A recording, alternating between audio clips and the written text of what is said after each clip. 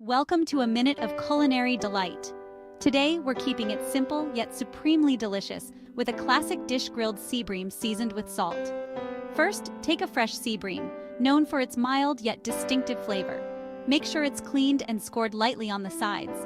This not only helps cook the fish evenly, but also lets the seasoning penetrate nicely. Next, sprinkle a generous amount of sea salt over the fish, inside and out. The salt not only enhances the flavor but also helps crisp up the skin to perfection. Now it's time for the grill. Place your Seabream on a hot grill and let it cook undisturbed. Give it about 4 to 5 minutes on each side, depending on the thickness.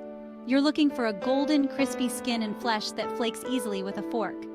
As it cooks, the aroma will tell you stories of the sea, and the sizzling sound will promise a delicious meal ahead. Finally, serve your grilled Seabream with a side of lemon wedges and a light salad. Squeeze the lemon over the fish to add a zesty, fresh flavor that complements the salt beautifully. And there you have it, a simple yet mouth-watering dish ready in no time. Enjoy your meal.